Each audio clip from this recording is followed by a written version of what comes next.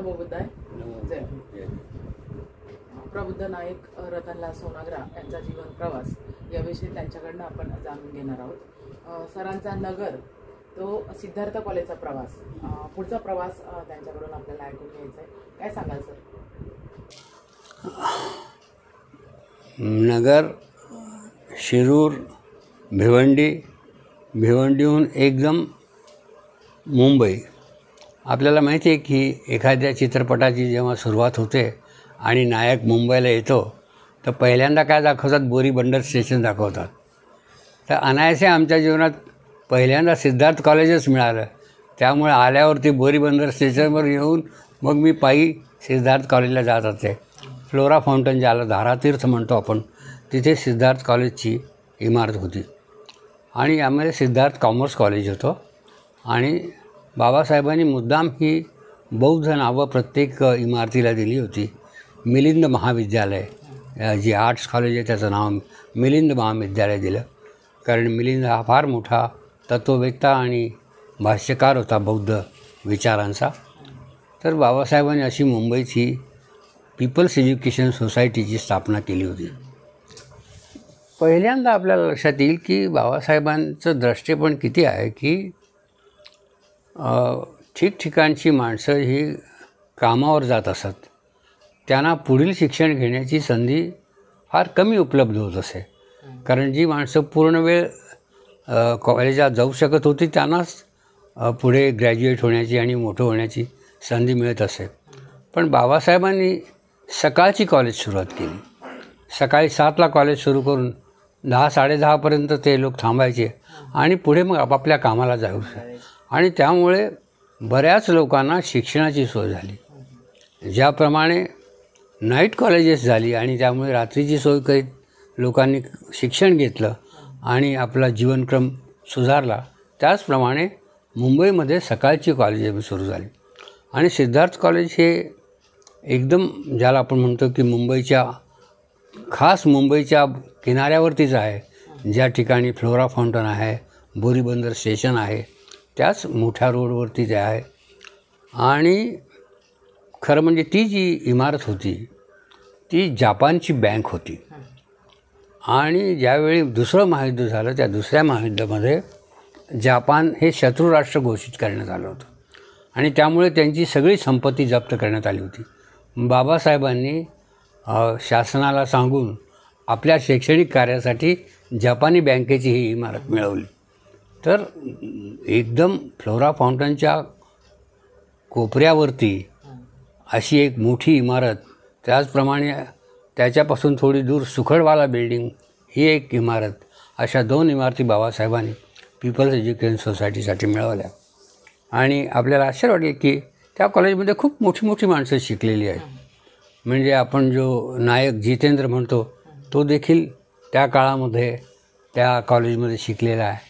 ही सगळी बरीच मुंबईची मंडळी सिद्धार्थ कॉलेजशी आणि पीपल्स एज्युकेशन सोसायटीशी परिचित होती. सिद्धार्थ कॉलेजच्या कॉमर्स कॉलेजमध्ये मी हिंदी शिकवायला लागलो आणि रोज, कारण आता राहायला जागा नव्हती, तर मी भिवंडीहून मुंबईला येत असे. तर भिवंडी ते ठाणे बस, ठाणे ते व्हीटी लोकल आणि व्हीटी ते सिद्धार्थ कॉलेज पायी, असा हा माझा प्रवास सुरू झाला. आणि मी ज्या हिंदी विभागात होतो तर माझ्या अगोदर त्या ठिकाणी सर्वात मोठं एक साप्ताहिक मुंबईहून टाइम्स ऑफ इंडियाचं धर्मयुग चालत असे.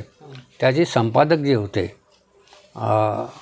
फार मोठे संपादक होते आणि त्यांची पत्नी पुष्पा भारती ही त्या ठिकाणी हिंदी शिकवायला होती. त्या रिटायर झाल्या आणि मला त्या ठिकाणी जागा मिळाली. तर त्यामुळे माझा एकदम ज्याला आपण म्हणतो की एक उत्साहाचा झरा वाहू लागला. मी पहिल्यांदाच जेव्हा तिथले आमचे मराठी विभागाचे प्राध्यापकही माझे मित्र तिथे निवड झाली होती, तर त्यांना विचारून मग तेही माझं सहकार्य घ्यायला लागले. आणि पहिल्यांदा मी मधुकर तोरडमलला त्या कॉलेजमध्ये आणलं. त्यांचं भाषण मराठी साहित्यावरती ठेवलं.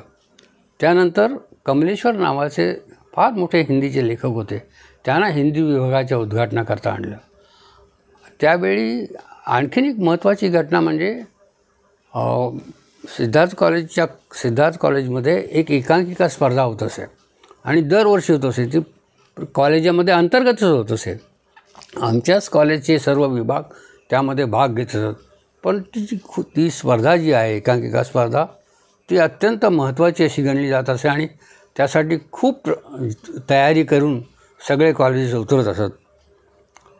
आमच्या कॉलेजमध्ये त्यावेळी सिद्धार्थ कॉलेजसाठी कादर खान हे जे सुप्रसिद्ध नट आहेत त्यांची एकांकिका निवडली गेली होती आणि मुश्ताक मर्चंट हे जे अभिनय करणारे सर्वात मोठे अभिनेते होते ते विद्यार्थ्यांना शिकवायला येत असत आणि अप्रतिमपणे त्या स्पर्धा चालत.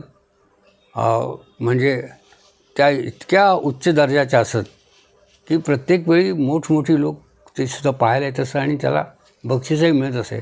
त्यामुळे कलागुणांचा विकास वगैरे या सगळ्या गोष्टी बाबासाहेबांनी गृहीत धरल्या होत्या आणि त्यासाठी विद्यार्थी ते तयार करत होते अशी त्यांची दृष्टी असल्यामुळे खूप महत्त्वाची ज्याला आपण म्हणतो की त्या ठिकाणी प्रगती सुरू झाली. परंतु पुढे कसं होतं एक कॉमर्स कॉलेज होतं आणि कॉमर्स कॉलेजमध्ये भाषा विषय घेणारे लोक कमी असायचे. त्यामुळे मग माझी बदली ही वडाळा येथे दादरला डॉक्टर आंबेडकर कॉमर्स कॉलेजमध्ये करण्यात आली कारण तिथे विद्यार्थी संख्या जास्त होती. त्यामुळे एक वर्ष मी सिद्धार्थ कॉलेजमध्ये होतो आणि पुढच्या वर्षी मी आंबेडकर कॉलेजमध्ये आलो. आता तिथं आणखीन महत्त्वाचं होतं की दादर हे महत्त्वाचं केंद्र हे जवळजवळ मध्य मुंबई ज्याला म्हणतात. आता मी मध्य मुंबईत आलो होतो. दादर स्टेशनवर उतरायचं आणि पायी आपल्या वडाळ्याला जायचं. अशा प्रकारे मी भिवंडीहून ते काम करीत असे. दरम्यानच्या काळात माझी ओळख एका कलाकाराशी झाली. नागराळे म्हणून एक कलाकार होते. त्यांची ओळख झाली. ते उल्हासनगरचे होते. ते म्हणाले तुम्ही इतके दुरून भिवंडीहून कशाला येता, उल्हासनगरला या, रेल्वे स्टेशनच्या जवळच खूप घरं आहेत, खूप मिळतात, तुम्ही या एकदा. त्यामुळे मी उल्हासनगरला त्यांच्या घरी गेलो. पण ते फार मोठे शिल्पकार होते. त्यांनी बाबासाहेब आंबेडकरांचा सुंदर पुतळा तयार केला होता. तर मग ते मला म्हणाले की एखाद्या संस्थेला जर हवं असेल तर मी हे सगळं करून देईन. तर माझे खूप असे संपर्क होते. त्यामुळे मी आत्ताचे जे प्रसिद्ध या आपल्या पुणे जिल्ह्याचे प्रसिद्ध खासदार किसनराव बाणखेले यांची माझी ओळख होती. तर मी त्यांना म्हणालो की बाणखेले साहेब, आपल्याला कुठल्या जरी संस्थेमध्ये जर आंबेडकरांचा पुतळा हवा असेल तर माझ्या एका मित्राने तयार केला आहे, चला आपण तिथं पाहायला जाऊ. म्हणून बाणखेल्याला घेऊन मी त्यांच्या घरी गेलो उल्हासनगरला. त्यांनी तो पुतळा वगैरे पाहिला. तर अशा प्रकारे त्या ठिकाणी मग उल्हासनगरमध्ये खूप ठिकाणी आपल्या लोकांनी ज्याला आपण म्हणतो अतिक्रमण करून जागा वसवली होती, जागा घेतल्या होत्या आणि मिळत होत्या जागा राहायला. त्यामुळे मग मी भिवंडी सोडून उल्हासनगरला आलो कारण मला लोकलनं सरळ विटीला किंवा दादरला येत जात असे. दरम्यानच्या काळात आपल्याला माहिती आहे की त्या काळामध्ये राजकीय घडामोडी खूप होत असत आणि आणीबाणीच्या काळामध्ये देखील त्या ठिकाणाहून वेगवेगळ्या बंदी असताना देखील वेगवेगळ्या मिरवणुका निघत असत आणि खूप मोठा एक रोष ज्याला आपण म्हणतो सत्तेविरुद्ध त्यावेळी होता. आणि त्या काळामध्ये मी त्या परिसरात असल्यामुळे मला त्याचा खूप फायदा झाला कारण मी जवळच मंत्रालय होतं. मंत्रालयातही मी जात येत असे आणि अशा प्रकारे माझं कॉलेज जीवन ज्याला आपण म्हणतो सिद्धार्थ कॉलेजमधून आता मी आंबेडकर कॉलेजमध्ये आलो होतो. मग आंबेडकर कॉलेजमध्ये वेगवेगळे कार्यक्रम करताना वर्तमानपत्रात बातम्या येत असत की बाबासाहेबांच्या विषयी माझी भाषणं झाली. तर हे नाव परिचित झालं लोकांना काही काळामध्ये की सोनोग्रा हे बोलतात आंबेडकरांच्या याच्यामध्ये असतात किंवा आंबेडकरचं नाव घेतलं की ते नाव यायचं. तर त्या ठिकाणी दादरला एक सुवर्णकार होते. सुवर्णकाराची पिढी होती. प्रसिद्ध सुवर्णकार त्यांचं नाव होतं हर्चेकर. हर्चेकर हे फार प्रसिद्ध त्यावेळेचे सोनार होते आणि दादरला त्यांची पिढी होती. आता त्यातला योगायोगाचा भाग म्हणा एक विचित्र असा भाग असा होता की त्यांची जी सुवर्णकार जी पिढी होती त्या पिढीवर बाबासाहेब जात असत. याचं कारण असं आहे की सविताबाई आंबेडकर तिथेच राहत असत. तेव्हा त्यांना जर भेटायचं असलं तर त्या सोन्याच्या सुवर्णकाराच्या दुकानी बसत. म्हणजे मग त्या भेटायला येत, कारण काही पुढचे प्लॅन किंवा काही विचारायचं असेल तर त्यांच्याविषयी ते येत असत. तर बाबासाहेब ज्या सुवर्णकाराच्या पेढीवर बसत, त्यांना बाबासाहेबांशी खूप आस्था होती की यांचं कार्य खूप मोठं आहे. तर त्यांना असं वाटतं, त्यांनी एक मराठी चित्रपट तयार केला होता सदानंद हर्चेकर यांनी, गावची इज्जत. आणि मग त्यांच्या मनात का कोणाची कशी कल्पना आली की आपण बाबासाहेबावर का चित्रपट निर्माण करू नये. बाबासाहेब तर आपल्या दुकानी आलेले आहेत आणि आपण त्यांना पाहिलेलं आहे. त्यावेळी ते खूप वयस्कर होते म्हणजे, आणि त्यांच्या मनामध्ये हा विचार आला. तर ते लेखकही होते, ते जर्मनीला जाऊन आले होते आणि त्यांनी व्हेंट्रोक्युलिझम ज्याला म्हणतात की बोलका बाहुल्याचा अभ्यास त्यांचा होता आणि ते खूप चांगले प्रयोग करत असत आणि दादरला राहत असत. तर त्यांची माझी गाठ झाली आणि म्हणजे त्यांनी वाचून माझा संपर्क साधला आणि त्या संपर्कामध्ये त्यांनी ठरवलं की बाबासाहेब आंबेडकरांवरती मी चित्रपट काढणार आहे. त्यांनी सारनाथ चित्र नावाची संस्था निर्माण केली. त्यांचा जो एक सहाय्यक रवी रानडे हे माझ्याकडे आले आणि म्हणाले की तुम्ही जर बाबासाहेबांच्यावरती पटकथा लिहू शकला तर आम्हाला फार आनंद होईल. तर मी तर वेडापिसाच असतो बाबासाहेबांच्या नावानं, आणि मला जर एखादी पटकथा लिहायला मिळाली, सिनेमाचं वेळ ज्याला आपण म्हणतात सगळ्या गोष्टीचं असतं, आणि जर तो खूपच मला आनंद झाला आणि मी त्यांना होकार दिला. तर आता सुरुवात झाली. सारनाथ चित्राच्या बॅनरखाली आम्ही ठरवलं की बाबासाहेबांच्यावरती महामानव या नावानं चित्रपट काढायचा. मग आता मला दुसरं काही सुचेच ना. आंबेडकर कॉलेजमध्ये जात येतो, शिकवत येत होतो, पण डोक्यामध्ये एक एक फ्रेम बाबासाहेबांच्या जीवनाची कसं दिसेल, कुठे सीन दिसेल, काय होईल. आणि त्यावेळी माझ्या मनात मी सगळ्या पात्रांची यादी जेव्हा तयार केली तर माझ्या मनात असं आलं की अरे आता याची भूमिका कोण करेल. तर त्यामध्ये एक पाना राजभोज हे नाव होतं आणि खूप मोठे ते बाबासाहेबांचे सहकारी होते. मी म्हटलं पाना राजभोजसारखा दिसणारा मनुष्य. मी त्याच्या मुलाला सांगितलं की तुला मी पाना राजभोज करणार आहे. म्हणजे मग मी असे विचार केले की यांचे राहिलेले कोण आहेत आता शिल्लक, तर यांना तेवढं दिसलं पाहिजे की महाडच्या 14 तळ्यात हे सगळे आहेत. तर मग तसाच मनुष्य दिसला पाहिजे. मी तो त्याच्या मुलाला मी सांगितलं, कारण त्यांची खूप मोठी भूमिका त्या चित्रपटात होती. तर हे सगळं लेखन चालू होतं आणि मग ते म्हणाले की आपण हे काही लोकांना दाखवू, ही चित्रपट कथा ऐकू. तर मग आता असा कार्यक्रम सुरू झाला की आम्ही ती चित्रपट कथा जेव्हा लिहिली, लोकांना आता खूप आवडायला लागली, कारण मी वेगवेगळ्या पद्धतीनं विचार केला होता, खूपच फ्रेम वगैरे. मग त्यात गाणी होती, मग कबीराचे दोहे होते आणि खूपच अशा पद्धतीनं तर मी ऐकवत असे लोकांना. मग एक दिवस त्यांनी दिग्दर्शक निश्चित केले. अनंत मराठे नावाचे एक मराठी चित्रपटात दिग्दर्शक होते, त्यानं दिग्दर्शक केलं. रमेश साळगावकर हे कॅमेरामॅन आणि सहाय्यक दिग्दर्शक रवींद्र रानडे. आणि बाबासाहेबांच्या भूमिकेसाठी लोकांना कळतं ना की चित्रपट काढतायत, त्याच्यात काय होतं. तर राजा गोसावींना कुठून तरी ही बातमी कळली की बाबासाहेब आंबेडकरांवर चित्रपट होतो. त्यांच्याकडे एक नट येत असत नेहमी. तर त्यांना अशी इच्छा होती की मला खूप चांगली भूमिका मिळावी. तर त्या नटाला राजा गोसावी एकदा घेऊन आले आणि हर्चेकर मला म्हणाले की त्यांना तुम्ही भेटा. तर ते जे कलाकार होते त्यांचं नाव कमलाकर. तर ते कमलाकर आले आणि राजा गोसावी त्यांना घेऊन आले की बाबा तुम्ही पहा यांचा चेहरा, हे बाबासाहेबांची भूमिका करतील. मी पाहिलं त्यावेळी ज्यांनी बाबासाहेबांच्यावरती लेखन केलं अशा गेल ऑम्बेटही होत्या. आणि अशा प्रकारे मी त्यांचा चेहरा पाहिला तर म्हटलं की कमलाकर हे योग्य असतील. तर मी त्यांना संमती दिली, कारण राजा गोसावीच्या वशिल्यानं त्यांनी कामाला मनुष्य हवा होता. आणि मग आपण ठरवलं की पत्रकार परिषद घ्यायची आणि जाहीर करायचं. तर पत्रकार परिषद आम्ही घेतली मुंबईच्या पर्ल हॉटेलमध्ये पहिल्यांदा, आणि बाबासाहेब आंबेडकरांच्या चित्रपटाची घोषणा केली की महामानव हा चित्रपट आम्ही काढणार आहोत. हर्चेकरांनी सांगितलं. पण आता काही गोष्टी आपल्या समाजातील लोकांच्या मनामध्ये अनेक गोष्टी असतात. तर त्या दिवशी गणेश चतुर्थी होती आणि अनंत मराठे यांना काहीच बाकीच्या गोष्टी कल्पना नव्हती. चित्रपट काढायचा म्हणून तर आता त्यांनी दिग्दर्शक म्हणून घेतलं. तर ते म्हणले आज गणेश चतुर्थी आहे आणि बाबासाहेबांचा चित्रपट आम्ही जाहीर म्हटलं जा आलं आता हे आणखीन वेगळंच स्वरूपाचं आहे. पण ठीक आहे, त्या पत्रकार परिषदेला काही विशेष मिळालं नाही.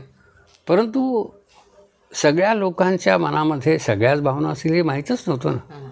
फक्त ते अनंत मराठे त्या चित्रपटाचं रजिस्ट्रेशन करण्याकरता राजकमल स्टुडिओत गेले आणि त्या ठिकाणी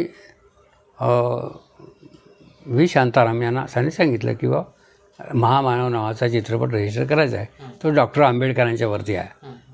तर व्ही शांतारामने कुतूहलाने विचारलं की कोण करतं आहे.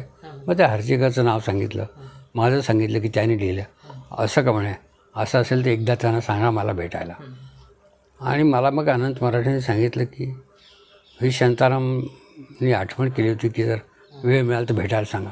मला खूप आनंद झाला. आनंद याच्याकरता झाला की व्ही शांतारामचा एक चित्रपट दो आंखे बारा हात निघाला आणि माझा एक मित्र खूप चित्रपटाचा आणि व्ही शांतारामचा वेडा होता, तो सोनार होता. त्याने काय केलं, चांदीची एक अशी किंगरी बनवून ती व्ही शांतारामला भेट दिली होती ती, किंवा मग त्याला खूप आवडलं आणि मग तो एकदा भेटूनही आला होता आणि मला म्हणाला मी तुला शांतारामला भेटवतो. आणि आम्ही गेलो तिथे स्टुडिओमध्ये, पण आम्हाला त्या पहारेकऱ्यांनी आज सोडलंच नाही. खूप प्रयत्न केले, विनवण्या केल्या. आम्ही दारावरून परत आलो. मी म्हटलं मी आता परत नगरला जातो, माझं काही काम नाही आता. तर ज्या दारावरून मी परत आलो होतो राजकमल स्टुडिओच्या, नुसतं पाहायचं व्ही शांतारामला म्हणून, त्याच व्ही शांतारामने मला बोलावण्याची आठवण करावी. हा एक फार मोठा ज्याला पोएटिक जस्टिसचा योगायोग. तर मी माझ्या मित्राला सांगितलं की आता काही वशिला लावायची गरज नाही की व्ही शांतारामना पाहण्यासाठी आम्हाला आज जाऊ द्या वगैरे. असो, तर अशा प्रकारे या चित्रपटाची निर्मिती सुरू झाली. आम्ही नागपूरला गेलो, कारण नागपूरला त्याचं शूटिंग करायचं होतं. आता खूप वेगानं आम्ही त्या चित्रपटाच्या शूटिंगसाठी तयारी सुरू केली आणि तिकिटाचं रिझर्वेशन वगैरे केलं. त्याचप्रमाणे हंसराज गजबी एक फार मोठे नेते होते आपले, तर त्यांनी सांगितलं की बा मी याला सगळी आर्थिक मदत करीन, पण मला पटकथा ऐकवा. तर आम्ही राहत होतो उल्हासनगरला. मग तिथे हर्षिकर आले आणि त्यांनी मला एक तिकीट दिलं गीतांजली एक्सप्रेसचं की तुम्ही ताबडतोब नागपूरला जा आणि आज संध्याकाळी त्यांना ते ऐकायचं आहे तुमचं. तर मी त्या बरोबर त्या गीतांजली एक्सप्रेसनं नागपूरला गेलो आणि संध्याकाळी आमची ती बैठक गाठली. त्यांना ती कथा ऐकवली. कथा ऐकवल्यावरती सगळ्या गोष्टी खूप चांगल्या वाटल्या. ते म्हणाले मी सर्व आर्थिक मदत द्यायला तयार करा आणि माझं नाव सहनिर्माता म्हणून त्यात टाका. तर का कोणास ठाऊक, आता कसं असतं की एखादा क्षण असा असतो माणसाच्या जीवनात, एखादी गोष्ट एकतर खूप सुंदर होऊन जाते किंवा एकदम ती नष्ट होऊन जाते. हर्षिकरांच्या मनात काय आलं याचं कारणच होतं, त्यांनी जो आधी गावची इज्जत चित्रपट काढला होता त्याच्या सहनिर्मात्यांचं त्यांचं जमलं नाही आणि त्यांनी धोका दिला होता. तर ते म्हणले मी तुमचं नाव सहनिर्माता म्हणून घालणार नाही. आता जर माझं नाव घालणार नसेल तर मी फायनान्स कशाला देऊ. त्यामुळे टाईप होत असताना, म्हणजे करार टाईप होतो आहे आणि हे म्हणाले की मी तुमचं नाव देणार नाही. तर ते म्हणाले मग मी कशाला फायनान्स देऊ. ते निघून गेले आणि मी विचार केला की पहा, एक क्षण माणसाचं जरा गप्प बसला असतं काही बिघडलं नसतं. सगळं आर्थिक खर्च, ते गजबी त्यांची मोठी फॅक्टरी होती, खूप श्रीमंत गृहस्थ होते आणि चांगले बाबासाहेबांचे जाणकार नेते होते. तर ते बिनसलं. पण तरीही आम्ही ठरवलं की ठीक आहे आपण आणखीन पाहू. मग आम्ही दीक्षाभूमीवरती याच्या शूटिंगसाठी निवड केली. खूप गर्दीत गेलो, कारण दीक्षाभूमीकडे त्या दिवशी जाण्यासाठी लाखो लोक गाड्याच्या टपावर बसून घुसून जात असत. आम्ही आपला कॅमेरा सांभाळणं हे आम्हाला फार महत्त्वाचं होतं. तर आम्ही सांगत होतो अरे आम्ही बाबासाहेबांच्याच करता चाललो. हे म्हणले कसलं काय सगळे रिझर्वेशन. बट रिझर्वेशन कोण विचारतं तुमच्या रिझर्वेशनला. आमचं रिझर्वेशन वगैरे नाही. सगळे लोक आत येत होते. आम्ही पोचलो. त्या ठिकाणी माझा परिचय भागवत पाटील नावाच्या एका खूप चांगल्या बाबासाहेबांच्या निष्ठावान गृहस्थांची ओळख झाली. त्यांनी सर्व प्रकारचे सहकार्य द्यायचं ठरवलं आणि दीक्षाभूमीवर आम्ही त्याचं चित्रीकरण सुरू केलं. त्यावेळी सदानंद फुलझेले आणि इतर नेते मंडळी होती. जे जे जे स्टेज बाबासाहेबांना उपलब्ध होतं त्याच स्टेजवरती ते शूटिंग सुरू केलं आणि पहिल्यांदा चित्रीकरण करण्यात आलं. कारण आता बाबासाहेबांची भूमिका त्यावेळी काही करणारे आम्ही त्या ठिकाणी करता येत नव्हती, पण आम्ही ते एकदा जो सगळा मॉब सीन वगैरे सगळा घेतला आणि खूप चांगल्या पद्धतीनं तर सगळं शूटिंग उरकून आम्ही परत आलो.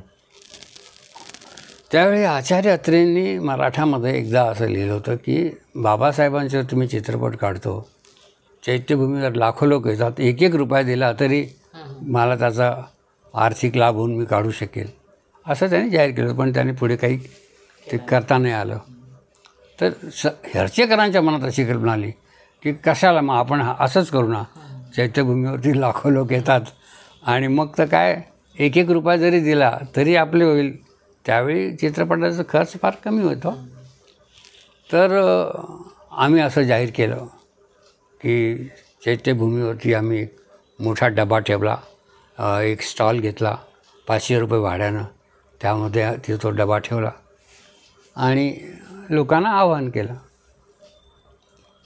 त्या स्टॉलवरून सगळे लोक जात होते की महामानव बाबासाहेबच्या चित्रपटासाठी मदत करा वगैरे. प्रकाश आंबेडकर आले, त्यांनी त्याच्यामध्ये 10 रुपये टाकले त्या डब्यामध्ये आणि बाकीची मंडळी काय 1-2 रुपये काय टाकत होती. संध्याकाळपर्यंत आम्ही याचा विचार केला की आता बरेच झाले असतील. आम्ही जेव्हा डबा उघडला तर सगळे मिळून 128 रुपये होते आणि आमच्या स्टॉलचं भाडं 500 रुपये दिलं होतं आम्ही तिथे डबाट. तर तो भाग काही महत्त्वाचा झाला नाही. थोडंसं शूटिंग झालं आणि त्याच्यानंतर चित्रपट थांबला. पण मला एक त्याच्यामध्ये आनंदाचा भाग की आता मी हे सगळं तयार केलेलं आहे, कारण माझ्याकडे स्क्रिप्ट तयार होती. आणि अचानक एके दिवशी बॅरिस्टर अंतुले हे आमच्या कॉलेजमध्ये एका कार्यक्रमासाठी आले आणि मी त्यांना सांगितलं की बाबासाहेबांच्यावर तुम्ही चित्रपट लिहिला आहे, तो काही होऊ शकला नाही, तर आता असं ठरवलं की आम्हीच तो चित्रपट काढावा, तर तुम्ही त्याला मदत करा. तर अंतुले फार खुश झाले. त्यांनी ताबडतोब घनश्याम तळवलकर शेजारी उभे होते, त्यांना सांगितलं की आता हे मला काही टेक्निकल माहीत नाही, तुम्ही विचारून घ्या सोनोग्रांशी आणि आपण हा करूया बाबासाहेबांचा चित्रपट. आणि त्यावेळी अंतुले फार खुशीत निघून गेले. मलाही फार आनंद झाला की आता काय मुख्यमंत्र्यांनी दिलं की.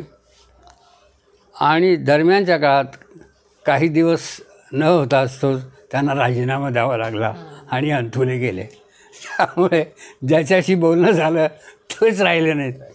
तरी मी ते जपून ठेवले स्क्रिप्ट की ठीक आहे, आज न उद्या कामाला येईल. ती स्क्रिप्ट तशीच होती आणि आता त्याचं मी पुस्तक दोन्ही भाषेत प्रकाशित केलं. पण आता मात्र एक निर्माते स्वतःहून आलेले आहेत, त्यांनी ते घेतलं आहे.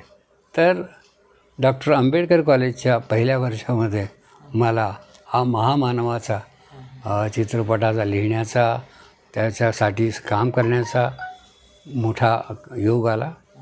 आणि याच्यामध्ये मला खूप आनंदही झाला की शेवटी आपण साहित्य जे लिहितो त्या साहित्याचा उपयोग काही ठिकाणी झाला पाहिजे. याच्यामुळे काही गोष्टी आणखीन चांगल्या झाल्या. दूरदर्शनशी माझा परिचय झाला आणि मग दूरदर्शननी प्रत्येक 14 एप्रिलचा जो हिंदी कार्यक्रम देशासाठी असेल तो माझ्याकडून लिहून घेतला.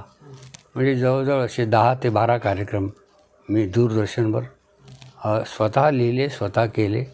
आणि बाबासाहेबांचं अखिल भारतीय स्वरूपामध्ये जे काही हिंदीमध्ये जे काम व्हायचं ते दूरदर्शनवरून मला त्याची संधी मिळाली. तर याचा एक फार मोठा आनंद माझ्या मनामध्ये आहे. आणि मी सांगितलं की मी एकदा जेव्हा पीपल्स एज्युकेशनमध्ये आलो तेव्हा त्याला मी सार्थजातक म्हटलं. तर माझं जीवन हे सार्थकतेकडे चाललं आहे.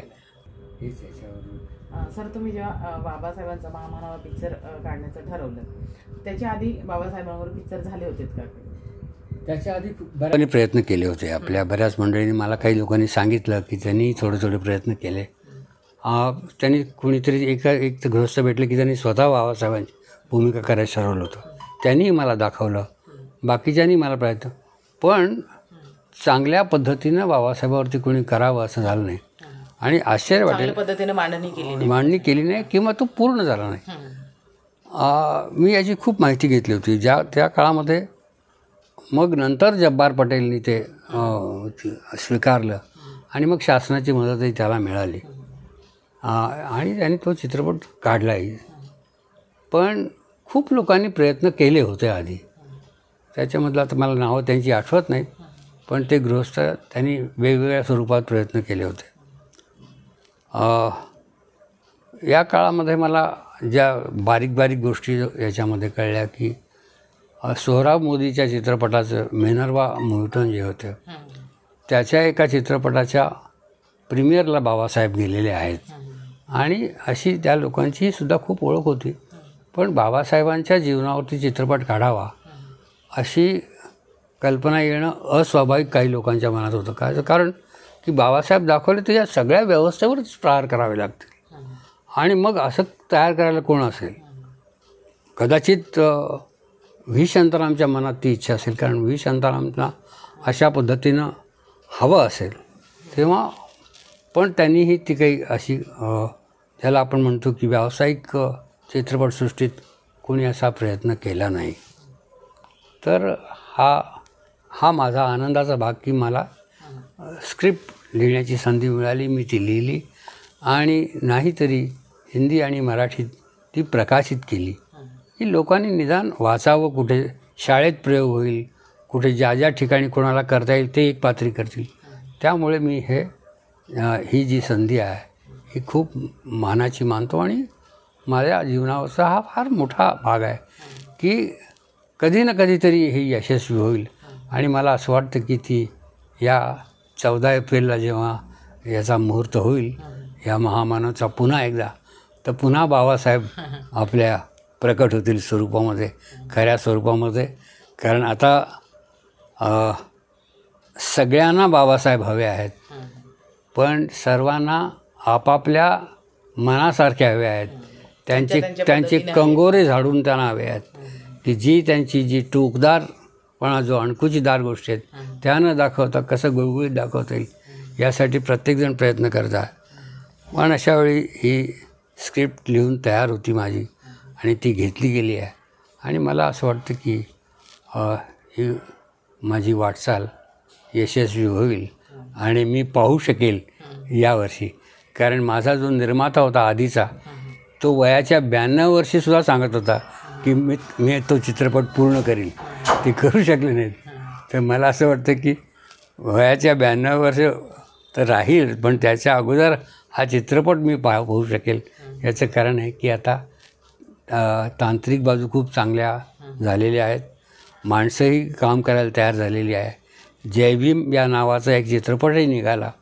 आश्चर्य वाटलं की त्यात बाबासाहेबांचं कुठेही काही दिसत नाही. म्हणजे मला असं वाटलं की त्याच्या पोलीस स्टेशनमध्ये बाबासाहेबांचा फोटो दिसतो तर तितकंसुद्धा नाही.